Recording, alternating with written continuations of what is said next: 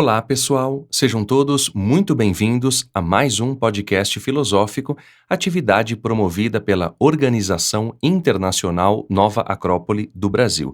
E para a nossa conversa de hoje, recebemos o professor voluntário da sede do Bairro da Graça, em Salvador, Bahia, Emerson Queiroz. Seja muito bem-vindo, Emerson.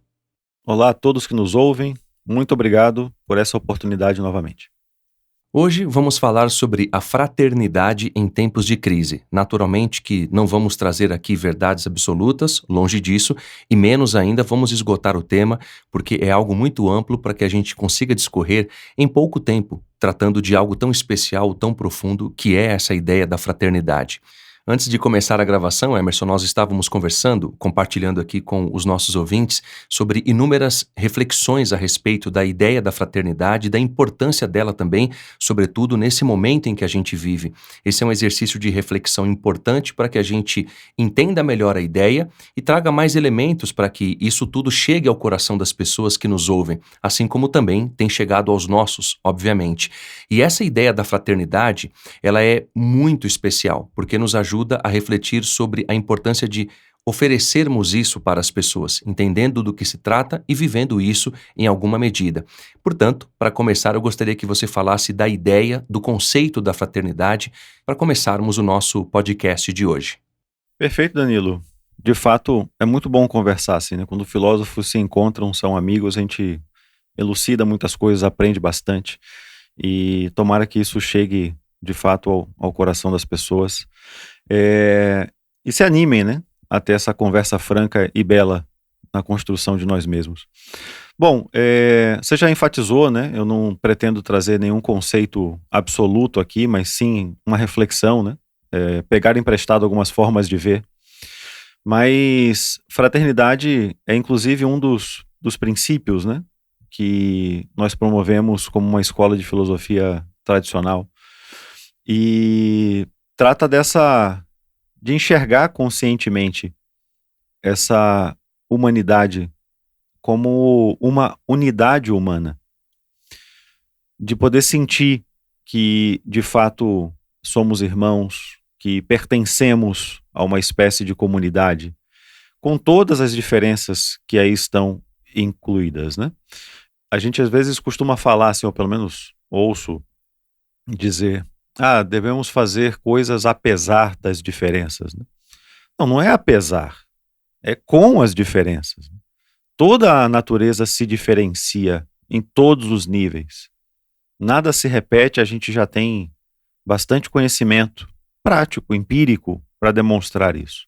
Eu sei que é clichê já nos meus exemplos, mas considero que seja um bom exemplo, então também não preciso ficar inventando novos, né? E é próximo da gente, é só olhar o nosso corpo humano, com nossas células pertencendo a tecidos diferentes, sistemas diferentes. Desculpem aí aos pessoal da área de saúde e biologia se estou falando uma coisa errada, mas acho que a ideia é essa. São conjuntos diferentes e que trabalham para uma unidade.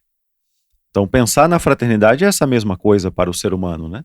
Enxergar-se indivíduo, sim, somos indivíduos, como diz Platão, aquilo que não se divide, porém, nos unimos, trabalhamos juntos.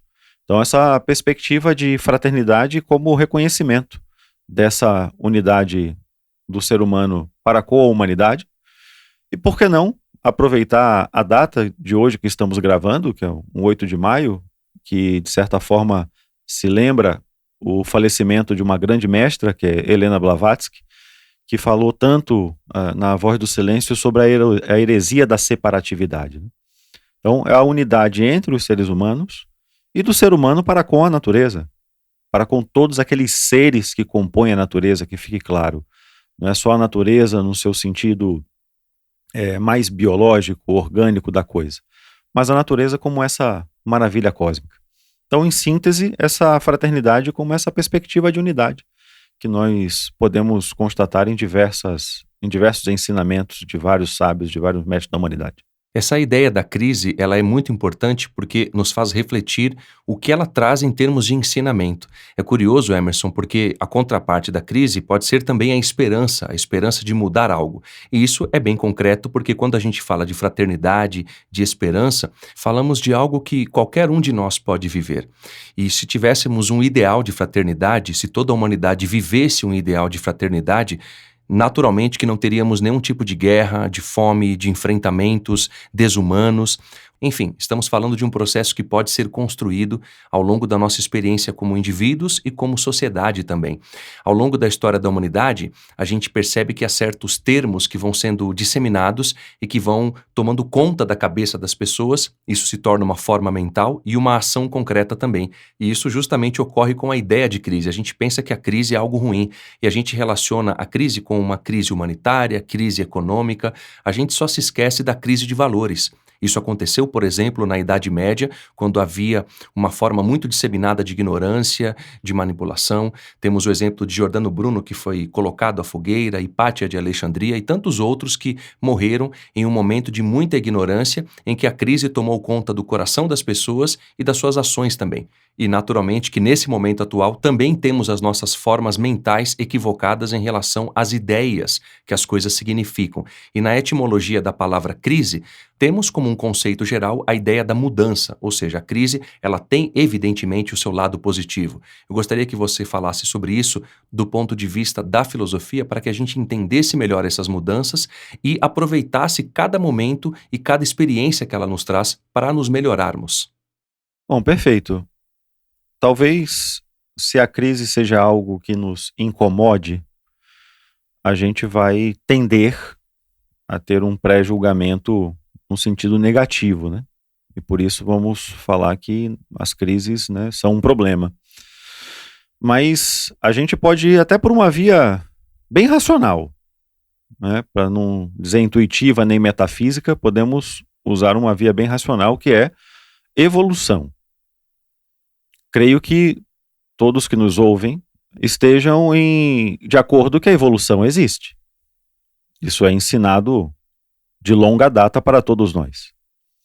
Agora, dentro dessa perspectiva de evolução, existem transformações, existem adaptações, existem superações.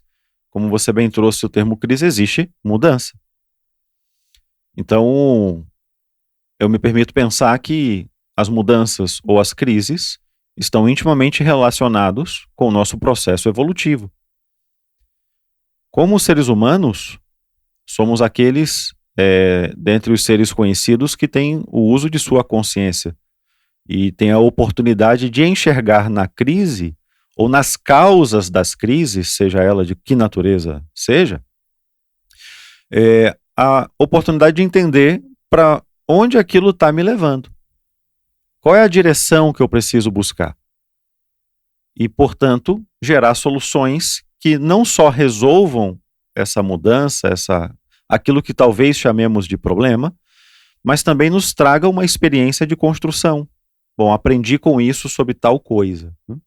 É como se dissesse assim, eu já ouvi, até em épocas de colégio e tal, depois da Segunda Guerra Mundial, ficou-se muita coisa arrasada e as pessoas aprenderam a trabalhar um pouco mais juntas. Bom, isso pode ser, eu não sei quanto tempo durou esse aprendizado. Mas assim, você tem essa questão, né? Depois que esses grandes eventos, ou pequenos eventos também, passam, a gente pode extrair um aprendizado, a gente pode extrair uma lição daquilo que está sendo trazido, né? Então, a crise, ela vem também seguido, como se diz na origem da palavra, de oportunidade. E essa oportunidade, sem nenhuma dúvida, para um ser humano, é uma oportunidade de crescimento. Eu sei que, às vezes, é polêmico falar isso, né? Como é que se cresce na dor e parece que a gente diminui o sofrimento das pessoas? Não é essa a questão. É questão de saber que a dor faz parte da existência, como ensinou Siddhartha Gautama, e ela é sinal de que alguma coisa está agindo, de que algo precisa ser corrigido, que algo precisa ser ajustado. Então, se em termos de humanidade sofremos com eventos climáticos, guerras, conflitos e por aí vai, isso nos causa alguma forma de dor, não podemos deixar que ela nos incapacite, mas podemos aproveitar essa chance de entender, bom, se me dói, né? Se me incomoda, como posso solucionar isso, né? Como vamos resolver isso? E às vezes é difícil para um ser humano, sozinho, na sua individualidade, pensar numa solução para a humanidade. Claro que é difícil. Agora, podemos começar então a solucionar os problemas que existem em nós. Como você próprio falou, o egoísmo é um grande problema. Inclusive é uma questão individual e que quando se soma, se projeta a nível coletivo. O exemplo que a gente dá com uma certa segurança é, por exemplo, da fome. Creio que seja de conhecimento de boa parte das pessoas que a gente não tem fome no mundo por causa de recursos, ou por falta de recursos. As produções aí são absurdas. A gente tem tecnologia para fazer o que uma safra, sei lá, não sei quantos anos atrás só dava uma vez por ano, tem coisa que a gente produz 3 vezes no ano, sei lá, até mais. Não sou um grande conhecedor, mas a gente sabe que existe isso. Então não é uma questão de recurso, não é uma questão só de logística. É uma questão, muitas das vezes, que passa pelo egoísmo humano. E esse egoísmo é uma consequência, né? Não necessariamente da maldade, como às vezes se prega por aí. É uma consequência dessa falta de trabalho interno, de conhecimento interior, né? De como isso é gerado pelaquela velho conto sábio, né? Mito, tratado moral, como queiramos chamar, do Bhagavad Gita, que é quando não travamos a nossa guerra interior, nós vamos necessariamente travar uma guerra exterior. Então, entender isso, penso que seja de fundamental importância, para que a gente veja que uma crise pode ser, sim, uma chance de oportunidade, de aprendizado, e quem sabe um tijolinho, ou, enfim, uma grande rocha na construção da nossa fraternidade. Só reforçando esse ponto que você trouxe, Emerson, ao longo da sua fala, eu estava lendo um artigo da professora Adélia Steinberg, que foi a ex-diretora internacional da Nova Acrópole, falecida recentemente, que se chama A Estabilidade na Crise. É um artigo belíssimo que qualquer ouvinte pode encontrar no site da Nova Acrópole, e é muito interessante a citação que ela faz de uma frase de Albert Einstein, onde ele vai dizer o seguinte, abre aspas, a crise é a melhor bênção que pode acontecer a pessoas e países, porque a crise traz progressos. A criatividade nasce da angústia como o dia nasce da noite escura. Na crise, nasce a criatividade, os descobrimentos e as grandes estratégias. Quem supera a crise se supera a si mesmo sem ficar, entre aspas, superado. Fecha aspas. Essa reflexão é muito importante porque, como você bem colocou, essas crises fazem parte da história da humanidade. A gente vai aprendendo a lidar com elas. Nós também passamos por isso. E os nossos avós passaram, e quando a gente conversa com eles e ouve as suas histórias, a gente aprende muitas coisas. E ao estudar a história da humanidade, por conseguinte, a gente vai chegando a passados longínquos, onde cada povo, cada civilização passou pelas suas adversidades. A gente não quer dizer, óbvio, que a adversidade deve ser encarada com toda a tranquilidade do mundo, sem consciência, de maneira risível e sem nenhuma responsabilidade ante o que está acontecendo. Óbvio que não. Mas a gente está colocando que é preciso ter valor para enfrentá-las, como você bem trouxe, ou seja, precisamos desenvolver virtudes e valores para enfrentar bem essas crises, com atenção, com consciência. E é disso que eu gostaria que você falasse. Quais são as principais virtudes e valores que você poderia colocar para a gente refletir em relação a isso? O Einstein, por exemplo, fala de criatividade, imaginação. Isso é muito interessante porque a gente reflete justamente isso. Sem virtude e sem valor, a gente vai sofrer muito e não vai entender o que a crise quer nos trazer. Tem inclusive aquele ditado popular em que as pessoas costumam dizer, me traga 2 limões ou alguns limões que eu faço uma limonada. São coisas simples e cotidianas que a gente pode refletir que, quando as provas vêm, a gente começa a aprender com cada uma delas. Ou seja, o limão como ideia de algo azedo, de algo ruim, entre aspas, como a gente pensa, pode ser uma experiência boa se a gente souber utilizá-lo. Ou seja, como analogia, a vida pode ser, entre aspas, amarga se a gente só olhar o lado, entre aspas, amargo dela. E ela pode ser um pouco mais doce, um pouco mais leve, se a gente souber também observar e viver esse outro lado. Não, perfeito. Reforço, né? A ideia aqui não é diminuir os problemas. Mas também não queremos dar a eles uma importância maior do que a que ele tem, né?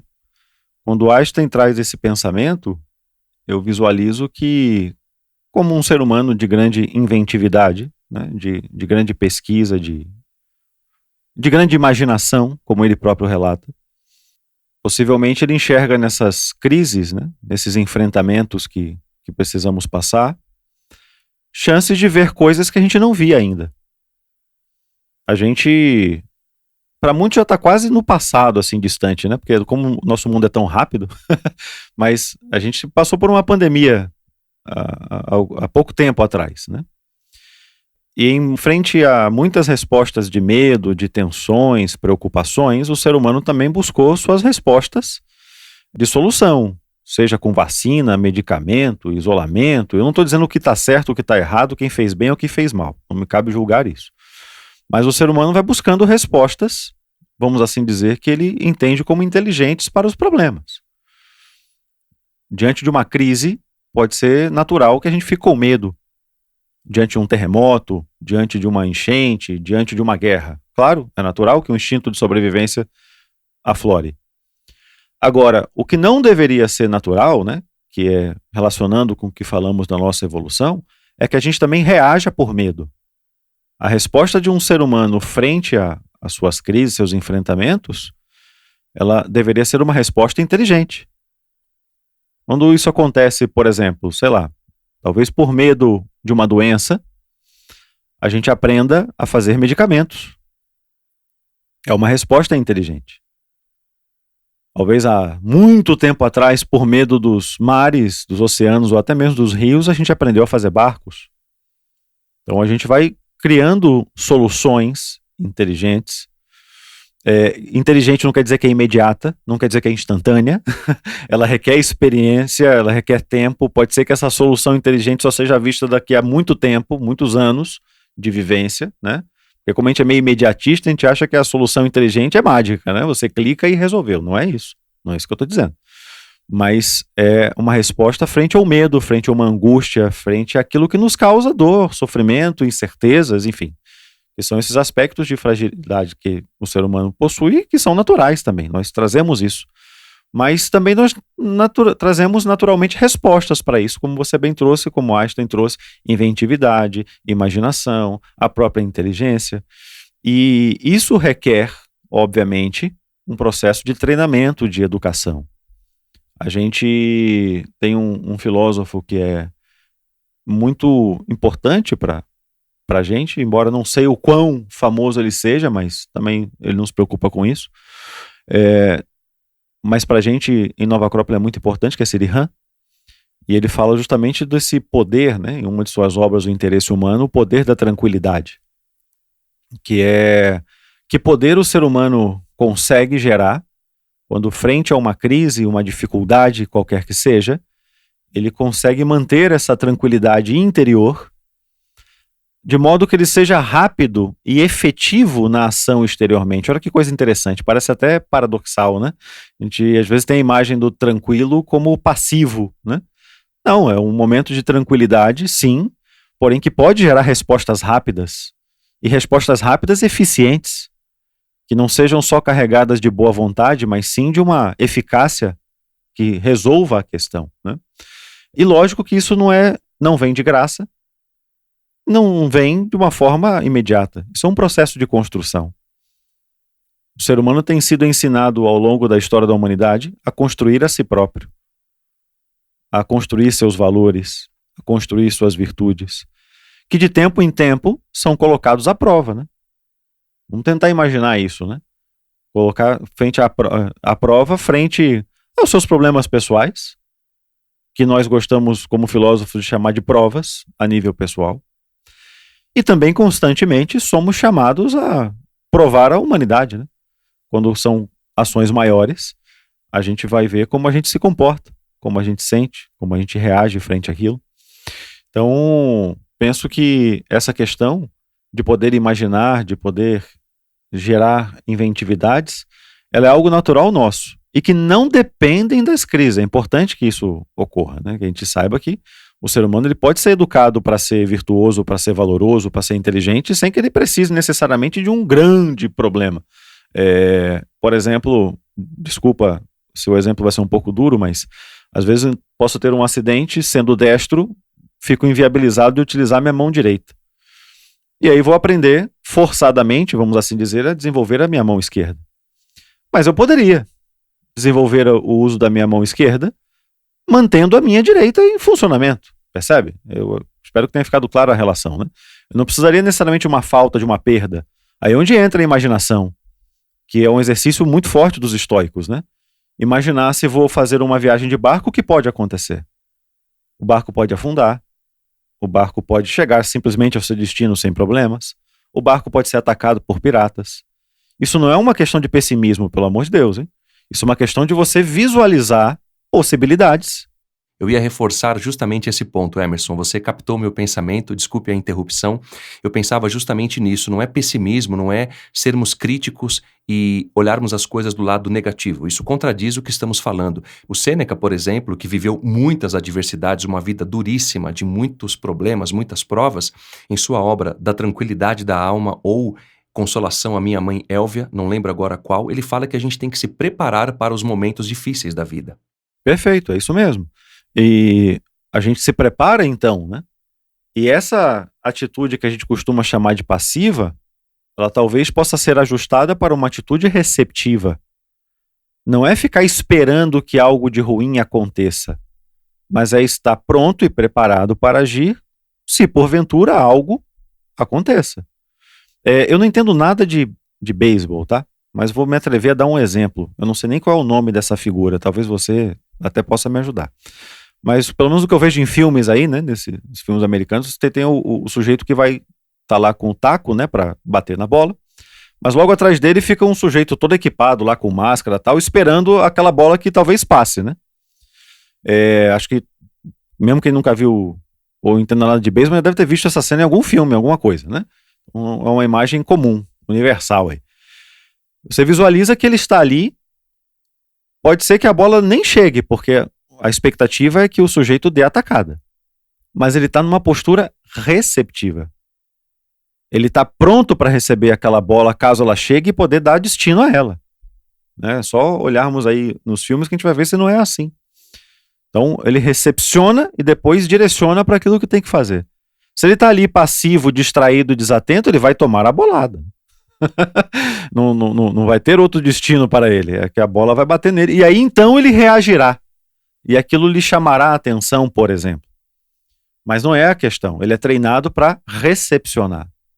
De certa forma, o ser humano, como um ser inteligente, inventivo, criativo, como disse Einstein, e tantos outros, né, que já nos provaram isso, até se quisermos pegar, por que não? Uma linguagem num viés que não é só religioso, mas também filosófico. Se pensamos e enxergamos como filhos de um Criador, nós temos um dom criativo. Então podemos criar essas imagens que nos permitam ações, né? Eu não digo nem reações, né?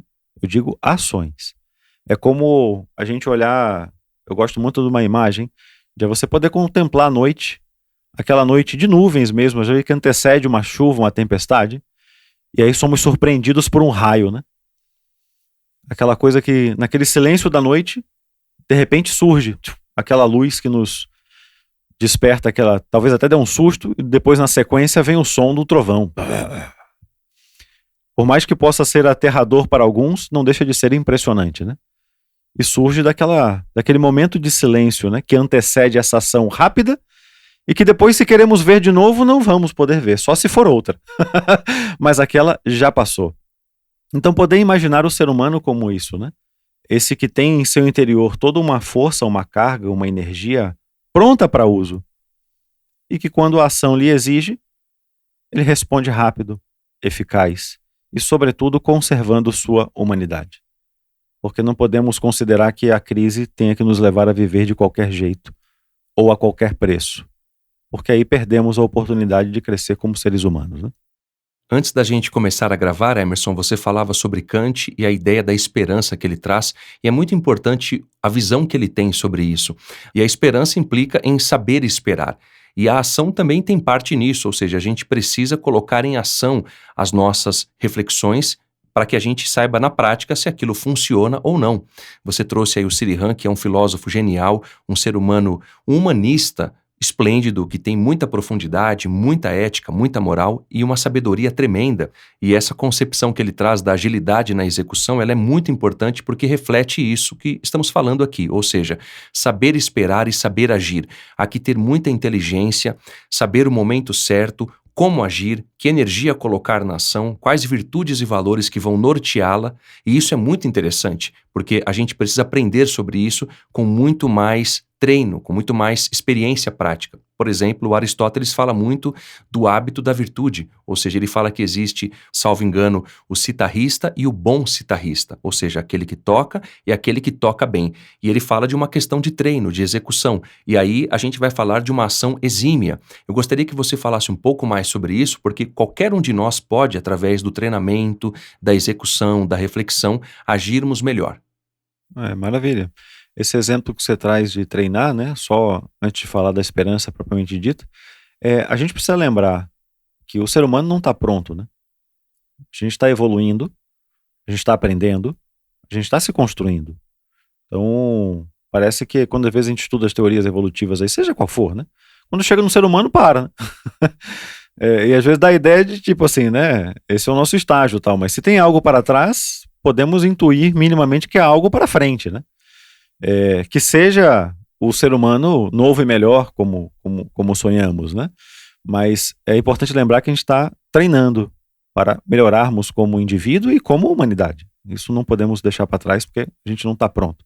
Não dá para esperar que a gente acerte tudo, né, o tempo todo. Não é assim. A gente precisa experimentar, claro. E temos que compreender não para nos acomodar, né? Não para justificar, mas para entender que a gente está aprendendo também. O ser humano está pronto, precisa treinar a sua humanidade. É legal pensar nisso, né? Parece que a humanidade já está aí desde sempre e tal. Sim, de certa forma, talvez esteja no seu estado latente e a gente precisa transformar isso em ação.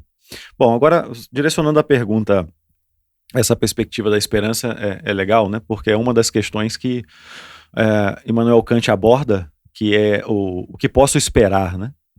É interessante essa ideia. E às vezes sim, como todas as palavras, né, vira e mexe a gente tenta resgatar alguns aspectos etimológicos porque vão se ressignificando ou vão caindo em desuso e às vezes vão sendo usadas de forma equivocada também, acontece. Às vezes a esperança dá um certo tom de passividade para as coisas, né? Parece que o esperar é que tudo vai dar certo independente do que eu faça, né?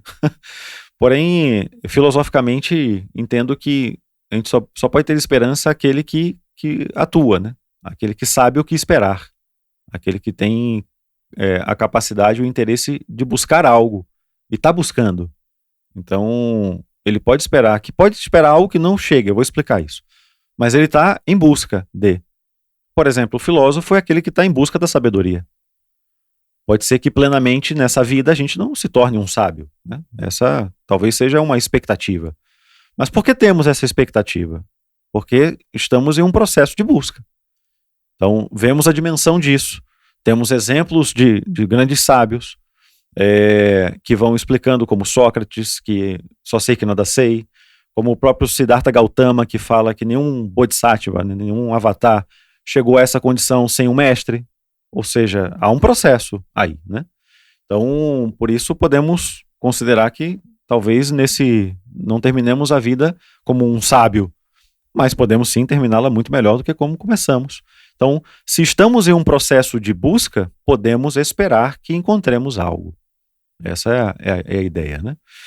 Às vezes essa questão da esperança, como eu falei, ela é passiva. Então, espero que alguém faça alguma coisa. Já ouvi, certamente nossos ouvintes já devem ter se deparado. Se não foram eles que disseram, já ouviram, né? Temos um buraco na rua, alguém tem que fazer alguma coisa. Ou temos algum negócio, alguém vai tirar, né? Às vezes é igual crises ambientais, né? Que a ONU fala o tempo todo aí e tal. Não, alguém vai resolver, né? Ou seja, eu tenho esperança que no final tudo vai dar certo, mas com pouca ação, né? Com pouca efetividade. Eu penso que esse seja um uso não muito adequado para essa palavra. A esperança é aquilo, como diria Kant, o que eu posso esperar, né? Está dentro das condições que eu posso realizar e que devo realizar, né? eu já dei esse exemplo, eu acho que em algum outro podcast, inclusive com você, mas enfim, vou trazê-lo outra vez. Se você está diante de um tigre que não come há dias, o que você pode esperar dele? Bom, né, acho que por lógica, você não vai esperar que ele diga, não, eu sou vegetariano, não vou te devorar. Né? Não, você vai esperar que... Ele pode até não lhe atacar, mas você vai esperar que ele te devore, porque é do seu instinto. É igual aquele tubarão vegetariano do Procurando Nemo. Isso não vai acontecer. A gente tem que ficar atento para esses momentos. Pois é. Exatamente. Então, você vai esperar que ele te devore. E, por mais que possa parecer triste para quem for devorado, não podemos chamar isso de ruim ou cruel. A gente vai dizer, pô, o tigre fez o que é da natureza dele.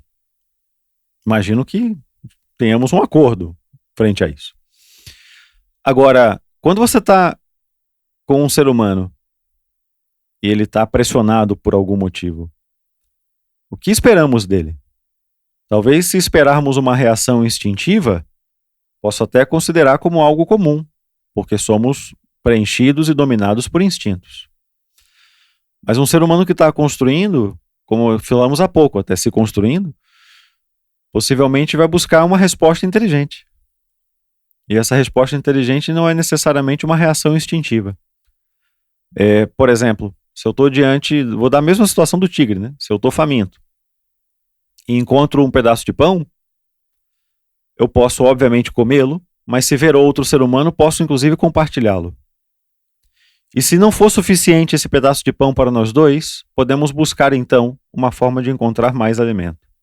Isso é próprio de um ser humano, essa capacidade de se relacionar, de integrar, de criar. Né? Então, isso se espera também de um indivíduo.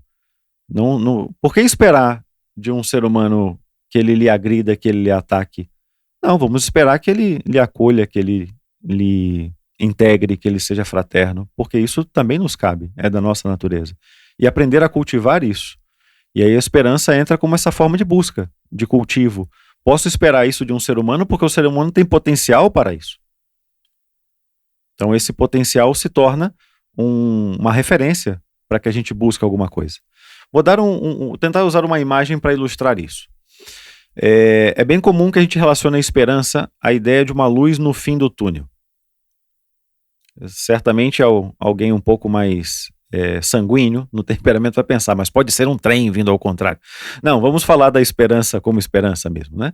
Ou seja, o que essa luz no fim do túnel ela indica? Ela indica uma saída.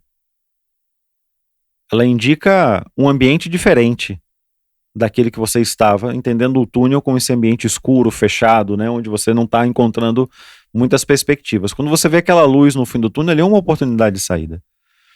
Só que ela só fará sentido para quem está buscando sair do túnel. Para quem está acomodado no túnel, para quem já perdeu as esperanças, vamos assim dizer, para quem já se acostumou com aquela realidade, aquela luz no fim do túnel pode ser até que lhe incomode. Quando o Platão narra a saída da caverna, ele deixa esse conselho, né, esse ensinamento, que é melhor que se saia num primeiro momento à noite, porque pode ser que na saída se depare de frente com o sol, isso cause até medo no indivíduo e ele volte correndo para dentro da caverna. Então, a esperança faz sentido para aquele que busca, né? E é lógico que nesse processo de busca entra fé, pode entrar paciência, mas paciência não é passividade, né? A paciência está relacionada a esse saber esperar. Inclusive é uma forma de fé, de saber que vai dar certo, mas porque ao compasso de espera, como se costuma dizer. E isso é consciente, isso é por escolha, né? Não é por uma expectativa de que vai funcionar algo sem que a gente tenha nenhuma condição, nem imagética, né? Para esperar que vai dar certo, né? Ou seja, a gente precisa construir essas possibilidades de certeza. Senão viram fantasias, né? Aquela coisa, como eu vou ficar rico? Vou ganhar na loteria. Tá bom, pode ser até uma possibilidade remota, mas é uma possibilidade. Mas não é algo construído, não é algo que dependa de nós, como dizem os estoicos, né?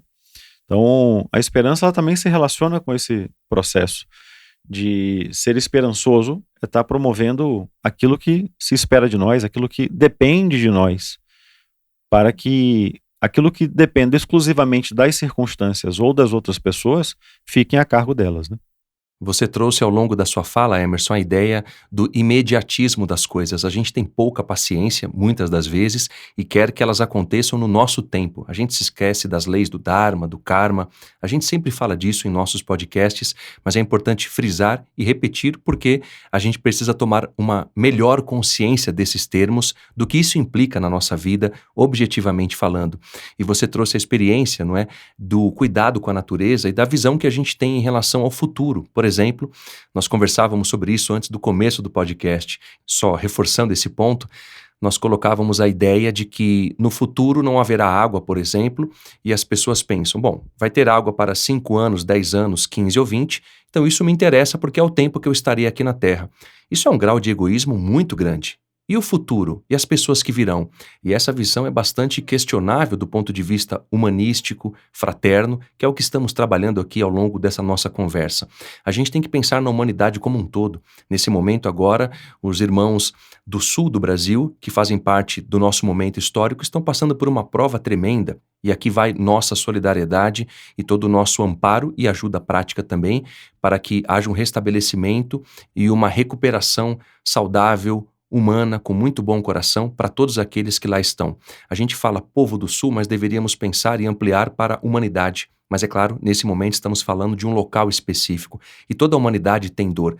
Toda a humanidade já passou por crises e a gente precisa aprender a ajudar a dirimi-la, pouco a pouco. E isso com muita ação concreta, com muito coração. E é essa reflexão que eu gostaria que você trouxesse para encerrarmos esse nosso podcast. A virtude da serenidade, da tranquilidade para enfrentar esses momentos. Lembro uma vez que passava por uma prova e a pessoa com quem conversava me disse essa virtude para aplicá-la, para manter a serenidade. Interessante que isso ajudou muito naquele momento e segue ajudando também para a sequência da vida. Com bom ânimo, com bom humor, com serenidade, a gente enfrenta bem as provas da vida. Crises, todos nós temos e será inevitável que elas não aconteçam. Isso faz parte da natureza. Gostaria que você, na sua mensagem final, trouxesse um pouco dessas reflexões para os nossos ouvintes para encerrarmos essa nossa conversa de hoje. Bom, vamos lá. Essa solução está dentro do nosso coração, não é tão simbólica quanto parece, né? Ela, de fato, depende da nossa atitude frente às coisas, né? A gente pode observar que o ser humano, sim, como você falou, tem a sua dimensão egoísta, mas ele também tem a sua dimensão altruísta, né? E precisamos ser educados para responder as coisas assim. Porém, às vezes a gente nem sempre sabe como fazer isso. Um exemplo, você falou estava passando por uma situação e aí foi recomendado que tenha serenidade. Às vezes a pessoa está nervosa e alguém diz assim, fica calmo, né? Aí, às vezes não ajuda, né? Alguns até ficam piores com isso. Ter serenidade te fez um contexto porque você está num processo de busca. Porque você já contemplou um pouco do que é essa serenidade, já investigou sobre isso, então isso, aquela mensagem na hora vem como uma lembrança, como uma recordação desse potencial que está sendo buscado. É interessante isso. E às vezes a gente fala assim, olha, não fica nervoso porque ficar nervoso não resolve. Mas dizer isso também não sei se resolve. Porque não é porque não resolve, às vezes até resolve. Muitas coisas já foram resolvidas com sujeitos raivosos. Porém, isso tem consequências, né? É essa a questão. Não posso chegar e dizer que não resolve, porque às vezes na hora da raiva você resolve coisas, né? O pessoal fala hoje até que vai malhar com raiva, né? Tipo, pega com raiva o peso lá e você tem mais força. Sem dúvida, é aquele pensamento que muita gente fala sem refletir profundamente. Vamos treinar na força do ódio. Por que não fazer isso na força do amor? Exatamente, né? Você vai perceber que você tem mais força quando canaliza o amor, neste caso pode até ser por si próprio, né? Para ter saúde, para ter disposição e tudo mais tal. Mas enfim, é como a gente às vezes vai usando bem ou mal aí, cada um que cria seu juízo, as expressões, né? Mas sem dúvida, assim, essa questão de serenidade, ela é fundamental, porque é aquela imagem que nós trouxemos, né? É esse raio que surge de um canto que a gente não sabe de onde vem e transborda como uma força que marca rapidamente e resolve as questões, né? A gente falou há pouco de esperança, e o tema, pelo menos inicial, que a gente começou abordando é a perspectiva da fraternidade. A gente pode ter esperança na fraternidade, porque existe um processo de construção para isso de muito tempo. Isso é, inclusive, idealizado por muitos seres humanos. Eu estou até com um livro aqui, chama Código de um Cavaleiro, de Ethan Hawke. É um ator famoso aí, tem alguns filmes. Enfim, é um livro que eu ganhei de presente, inclusive. E entre tantas coisas, ele apresenta algumas virtudes, e uma delas é a cooperação. E aí tem uma fala interessante aqui. Devemos viver e trabalhar juntos, feito irmãos, ou perecer juntos, feito tolos. Talvez para alguns chame a atenção a palavra irmãos, tolos, tal, mas eu destaco o juntos. Porque a gente vai juntos, vamos assim dizer, no nosso dualismo, para o bem ou para o mal, né? Mas perceba que há uma consciência de estar juntos aqui. Isso é importante. É importante lembrar que esse processo de fraternidade, esse processo de esperança, esse processo de apoio, seja nas calamidades, ou seja numa vida tranquila, né? Porque não se perde isso porque a vida está tranquila. Muito pelo contrário, talvez até se tenha mais chance de investigar com tranquilidade, né? E chegar a soluções até maiores, né? Não se descarta isso. Mas a questão é que esse processo ele precisa ser construído, assim como essa serenidade que você trouxe precisa ser construído. E nós temos um caminho, eu não vou dizer absoluto de nenhuma maneira, mas que fica para reflexão, né? A gente pode sonhar com ter esperança na fraternidade universal. Kant trouxe isso. Eu posso esperar isso do ser humano, tanto que ele trouxe no imperativo categórico: age de tal forma que a tua conduta possa se converter em uma máxima universal. Quando se fala de fraternidade, Blavatsky fala de uma fraternidade universal. A gente fala das leis do cosmos, a gente fala das leis da física. Elas se aplicam a todo o cosmos. É claro, com suas variações de matéria, de densidade, aí os físicos explicam melhor. Mas a gravidade existe aqui e existe na Lua. Não é uma lei universal? A gente pode falar de uma fraternidade universal a partir dos seres humanos que entendam isso e construam um caminho. E a gente tem um caminho para isso. Tem um caminho que talvez possa começar por essa construção de virtudes, lógico, mas que tem que ser levado a virtudes próprias à convivência, né? E podemos começar por uma cortesia. A cortesia que é esse ambiente, essa condição que eu crio para oportunizar a vivência de virtudes e valores. Normalmente é uma palavra ligada à corte, né? Esse ambiente dos reis, dos sábios e tal. Mas eu vou dar um exemplo básico que ocorreu hoje e que ocorre com muita frequência para todos. Cortesia no trânsito, por exemplo. Não sei se já refletiram sobre como a pressa, por exemplo, ou a angústia provocada pela pressa, não sei aí exatamente, mas como ela nos impede ou dificulta a cortesia. Como às vezes a gente cruza faixas ou às vezes até xinga, agride outros, porque estamos com pressa. É claro que há muitas razões para essa pressa e a gente não tem como saber qual é a razão do outro. Por isso que é uma reflexão para quem está ouvindo fazer consigo próprio.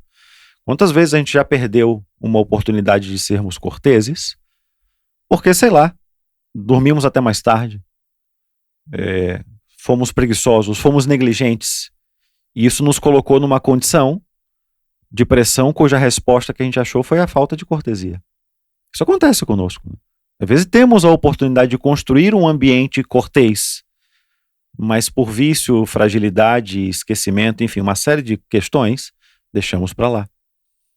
Mas podemos considerar a cortesia não só um conjunto de regras, mas sim um ambiente, que não é só um ambiente externo, mas um ambiente interno, que possibilite que o melhor de nós flua de maneira adequada. Quando a cortesia ela entra em cena, fica mais fácil notar a convivência. Como a convivência ela pode ser Imagine diversos indivíduos criando esse ambiente cortês e se relacionam. Não precisamos imaginar muitos. Todos nós aí já devemos ter pelo menos um exemplo vou dizer um como mínimo, lógico, né? Mas temos muitos exemplos de boa convivência. Não me refiro só ao companheirismo de ócio, mas à convivência. Aquele que passa pelas crises juntos, aquele que se apoia, aquele que se entrega pelo outro em algum grau, em algum nível, aquele que voluntariamente vai apoiar alguém que precisa, por exemplo, ele está estabelecendo uma relação de convivência. E a gente vê que essa troca de sentimentos, essa troca de camaradagem, esse aprendizado com os valores, com a força que um indivíduo traz para outro e que esse outro retribui, isso é um processo de construção real. A gente não pode medir, talvez ainda não tenhamos instrumentos que meça a força de um sentimento como a amizade. Talvez jamais consigamos medir, porque penso eu que nem tudo é para ser medido. Algumas coisas são para ser captadas, percebidas, sentidas, talvez até intuídas.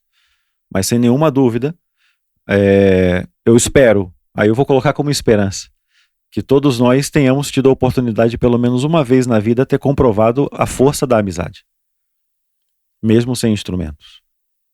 E aí vamos ver como é conviver entre amigos, como isso nos potencializa. E quando estamos naquele círculo de amizades que a gente confia, que a gente se abre, inclusive que se pode falar francamente, e as dores não incomodam porque a gente sabe que a intenção do outro não é ferir. A gente tem isso conscientemente. Podemos imaginar e ter um vislumbre do que é essa fraternidade.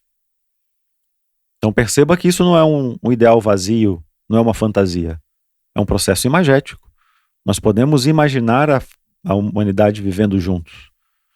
E podemos ver que a crise que ocorre no mundo a nível individual, coletivo, no micro e no macro, enfim, vamos botar tudo junto aí, porque cada um vai ter a sua experiência do seu tamanho, né? Elas podem ser, sim, a oportunidade de experimentar essa cortesia, essa convivência e essa fraternidade. Se ainda não é universal, tudo bem, começa com um núcleo.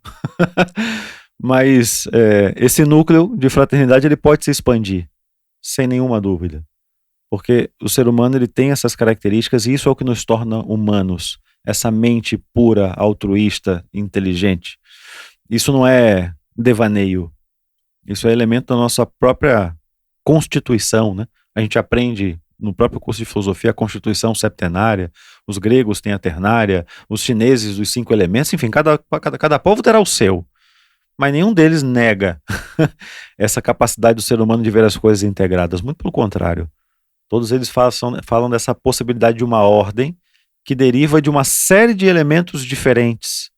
Ou seja, toda essa diferenciação que há na natureza, há no ser humano, ela pode e deve ser organizada para um fim comum. Então isso eu penso que tem a ver com o que você mencionou e pode ser uma mensagem também de encerramento. Para que a gente tenha isso como algo possível, porque a gente está realizando. Não é só porque é possível porque alguém fez. É possível porque a gente pode realizar. E todo ser humano tem alguma medida dessa experiência. E precisa valorizar isso. Precisa valorizar. Não precisa esperar uma crise para valorizar isso. Aqui a gente valoriza o cotidiano, aquilo que parece clichê, né? Mas valoriza o café que toma, as relações que tem, até as discussões que depois, quando superadas, geraram um laço até mais forte. Valorizar isso, né? Isso nós podemos chamar de valor. Isso nós podemos chamar também de esperança. Que o ser humano espere viver aquilo que é próprio de um ser humano, como já ensinou Marco Aurélio, mas não vamos viver coisas que não são próprias da gente. Então isso é até uma garantia que vai acontecer conosco aquilo que nos é próprio. Isso nos é próprio, a gente vai lidar com isso de uma forma humana e, por consequência dessas ações mais humanas, nos tornaremos mais fraternos. Sem sombra de dúvida, Emerson. Dessa maneira, encerramos esse nosso podcast de hoje. Novamente, lhe agradeço a presença e, claro, desejo que seja sempre muito bem-vindo. Muito obrigado, Danilo. Muito obrigado a todos e até uma próxima. Para aqueles que queiram nos contatar, podem fazê-lo através do nosso site nova-acropole.org.br/podcast. E para quem quiser saber mais sobre o nosso curso de Filosofia para Viver, basta acessar nova-acropole.org.br. Até a próxima!